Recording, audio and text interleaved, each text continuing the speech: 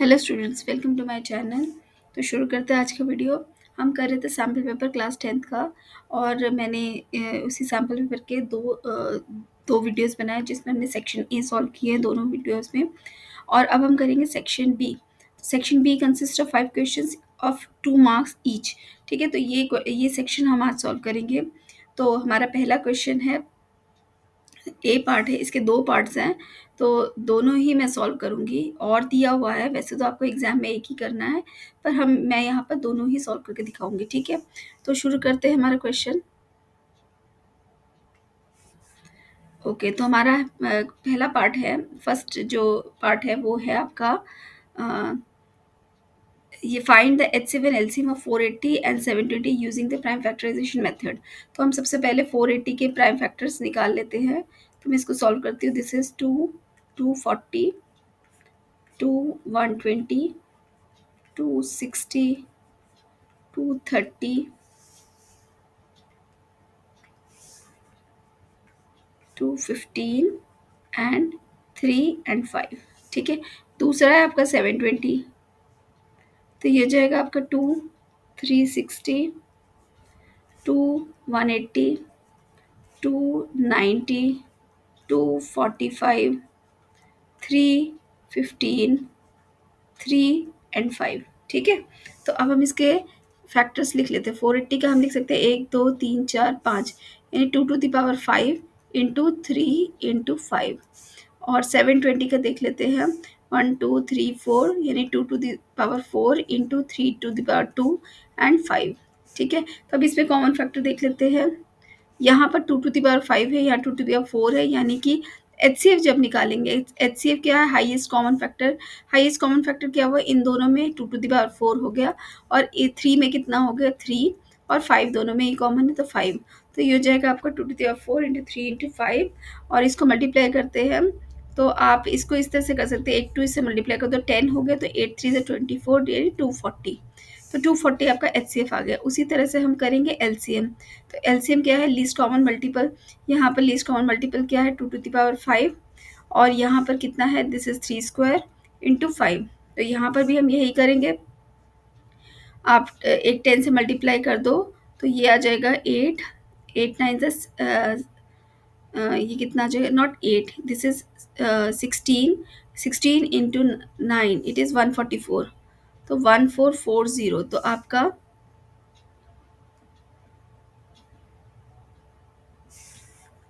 एक बार फिर से कर लेते हैं, 2 to the power 4 into 3 square into 10। ठीक है, तो 2 to the power 4 is 16 into 9, 4 144। ठीक है, तो आपका एलसीएम आ गया 144। तो ये आपके दोनों आंसर आ गए। तो ये तो था आपका फर्स्ट पार्ट। सेकंड पार्ट देख लेते हैं।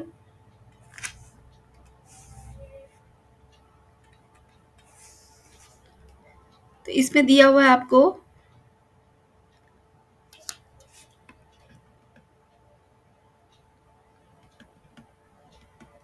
तो यहाँ पर निकालना है आपको, the HCF of 85 and 238 is expressible in the form of 85m minus 238। Find the value of m।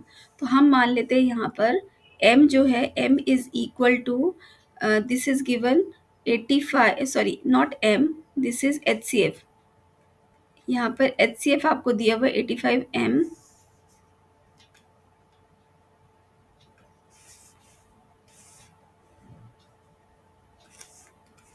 तो आपको एचसीएफ दिया हुआ है, इट इज़ 85m माइनस 238। तो आपको यहाँ पर एचसीएफ निकालना है। सबसे पहले 85 के फैक्टर्स निकाल लेते, क्या आएगा आपका 5, 17। ठीक है, और 238 के फैक्टर्स निकाल लेते हैं।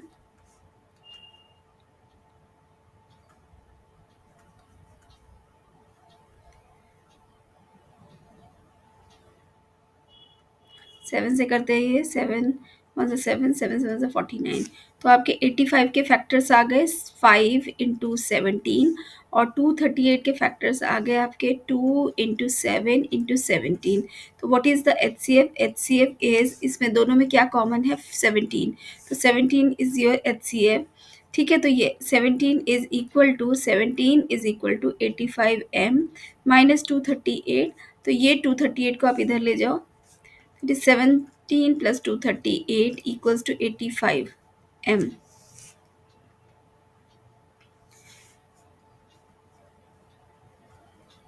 255 is equals to 85 m. 255 divided by 85, इसको आप 5 से डिवाइड करो, 5 5 से 25, 5 1 5 डिवाइडेड बाय 17, तो 17 इंटू 3, तो ये हो जाएगा m इक्वल्स टू 3। तो m की वैल्यू आ गई आपकी 3। तो ये था आपका फर्स्ट क्वेश्चन के दोनों पार्ट्स।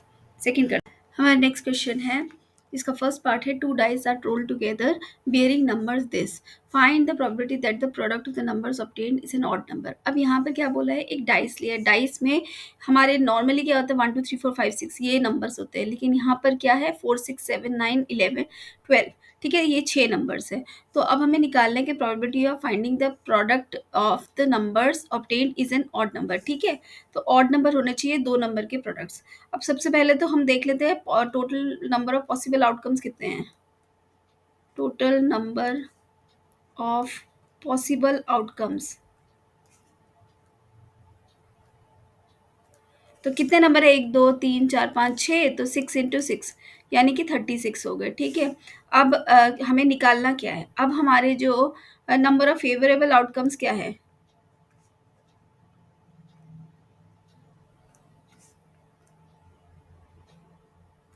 क्या है, वो है आपका, हमें देखना है, देखो हमें प्रोडक्ट चाहिए ऑड नंबर। तो प्रोडक्ट ऑड नंबर कब बनता है, जब दो नंबर जो ऑड नंबर है वो मल्टीप्लाई होंगे तभी हमारा ऑड नंबर का प्रोडक्ट आएगा, वरना एक अगर इवन ऑड के साथ मल्टीप्लाई होगा या इवन इवन के साथ मल्टीप्लाई होगा तो दोनों केस में ही आपको प्रोडक्ट जो मिलेगा वो आपको इवन मिलेगा। तो इसीलिए ऑड के लिए हमें क्या चाहिए, दोनों नंबर्स जो हैं दोनों ही आपके ऑड होने चाहिए। तो हम देख लेते हैं ऑड नंबर कौन कौन से, हमारे 7 9 एंड 11 है। तो हमारे पॉसिबल आउटकम्स कौन कौन से हैं, 7 7, यानी दोनों डाइस में 7 7, देन 9 9, देन 11 11, देन 7 9, देन 7 11, ठीक है। फिर हो जाएगा 9 7, देन 9 11, देन हो जाएगा आपका 11 7 एंड 11 9। तो अब हम देख लेते हैं टोटल आउटकम्स कितने, 1 2 3 4 5 6 7 8 9, तो 9 हमारे हो गए टोटल नंबर ऑफ आउटकम्स। तो नंबर ऑफ इवेंट्स कितने हुए हमारे, तो ये हो जाएंगे हमारे 9, और हमारी प्रोबेबिलिटी ऑफ इवेंट्स क्या हो जाएंगे, 9 divided by total number of possible outcomes which is 36, तो ये आ जाएगा 1/4। तो your answer for the first part, ये ए पार्ट इज 1/4, ठीक है। तो सेकंड देख लेते हैं, how many positive 3 digit integers have the 100th digit 8 and unit digit 5, find the probability of selecting one such number out of all the 3 digit number. अब देखो हमारे how many positive 3 digit integers have the 100th digit 8 and unit digit 5। सबसे पहले तो हम यही outcomes देख लेते हैं, टोटल जो है वो क्या है। तो बी पार्ट में देख लेते हैं कौन कौन से होंगे, 100 प्लेस पर 8 होना चाहिए और यूनिट प्लेस पर 5 होना चाहिए। तो क्या होगा, पहला होगा, और 3 डिजिट नंबर, तो ये एक तो हो गए 805, देन 815, देन 825, 835, 845, 855, 865, 875, 885, 895। तो यही हो गए आपके, इनमें ब्रैकेट की जरूरत नहीं है, ठीक है। तो ये तो हो गए आपके जो इन्होंने पूछे हैं क्या, आउटकम्स क्या है, how many positive 3 digit integers have hundredth of 8, find the probability selecting one such number out of 3 digit number। अब देखो कि हमारे 3 digit number जो हैं वो कितने होंगे, टोटल नंबर ऑफ, ये तो हो गए हमारे फेवरेबल आउटकम्स हो गए, मान लो इवेंट्स हो गए, ठीक है। तो अब यहाँ देखते हैं total number of 3 digit number कितने होते हैं, total number of 3 digit number कितने होते हैं। तो हमें तो पता है 999 होते हैं total, up to three digit number 999 हो गए, लेकिन 99 कितने हैं, टू डिजिट नंबर है, 1 से 99 तक टू डिजिट नंबर है, यानी इससे 99 माइनस हो जाएगा, यानी ये हो जाएंगे आपके 900। तो आपके टोटल थ्री डिजिट नंबर 900 है। तो अब आपको नंबर ऑफ इवेंट्स कितने हुए, एन ई कितने हुए, ये हो गए आपके 10, 1 2 3 4 5 6 7 8 9 10, ये तो हो गए 10। तो आपके प्रोबेबिलिटी ऑफ इवेंट्स क्या हो जाएंगे, 10 डिवाइडेड बाय 900, तो ये हो जाएगा आपका 1/90। तो योर आंसर इज 1/90। हमारा नेक्स्ट क्वेश्चन है इवेल्युएट दिस। तो हम इसको इवेल्युएट करते हैं। हमें साइन 60 पता है कितना होता है, √3/2। तो 2 × √3/2 का whole square minus tan 30 is 1/√3 इसका स्क्वायर डिवाइडेड बाय सीकेंड 45 होता है आपका √2, तो इसका स्क्वायर। तो ये हो जाएगा 2 × 3/4 माइनस 1/3 डिवाइडेड बाय 2। इसको सॉल्व करते हैं, यहाँ से 2 कैंसिल, ये हो जाएगा 3/2 माइनस 1/2 डिवाइडेड बाय 2। तो यहाँ आ जाएगा ये 3/2 और ये 1/3 है। तो ये ऊपर जो न्यूमरेटर में इसका एलसीएम ले लेते हैं, दिस इज 6, तो 9 माइनस 2, और जो ये 2 है ये 2 डिवाइड बाय 1, ये इसका रेसिप्रोकल हो जाएगा 1/2। तो ये हो जाएगा 7/6 इंटू 1/2 इट इज 7/12। तो योर आंसर इज 7/12। ठीक है, हमारा नेक्स्ट क्वेश्चन देखते हैं, question number 24। Find the point on the x axis which is at a distance under 41 units from the point 8 and 5, 8 and -5। तो अब यहाँ पर बोला गया है कि ये एक्स एक्सिस, सबसे पहले तो यहाँ एक्स एक्सिस बोला है, यानी यहाँ पर वाई 0 होगा। तो सपोज हम मान लेते हैं ये पॉइंट पी है, तो पी के कोऑर्डिनेट्स क्या है, एक्स एंड 0। ठीक है, तो पी यहाँ पर है, और सपोज मान लेते हैं ये क्यू आपका यहाँ पर है, तो इसके कोऑर्डिनेट्स हैं आपके 8 and -5, और इसका डिस्टेंस आपको दिया हुआ √41। तो अब हम डिस्टेंस फॉर्मूला से इसको सॉल्व कर सकते हैं। तो डिस्टेंस फॉर्मूला क्या होता है हमारा, सबसे पहले d is equals to √(y2) sorry x2 minus x1 square. वैसे तो कुछ भी लिख सकते हो, दोनों ही एक ही बात है, प्लस में है इसलिए कोई प्रॉब्लम नहीं है, पर जो भी फॉर्मूला हो ना वो प्रॉपर लिखा हो तो मज़ा आता है करने में क्वेश्चन। तो ये है आपका x2 माइनस x1, यानी x2 क्या है आपका 8 माइनस x1 क्या है यहाँ पर x, इसका स्क्वायर, प्लस y2 क्या है आपका, y2 इज -5, एंड क्योंकि ये x एक्सिस पर है तो y 0 है आपका, तो 0 स्क्वायर। ठीक है, और यहाँ d कितना दिया हुआ है, दिस इज √41। तो हमारी इक्वेशन बनती है √41 equals to √8 minus x whole square plus -5 का स्क्वायर। ठीक है, अब इसको सॉल्व कर लेते हैं।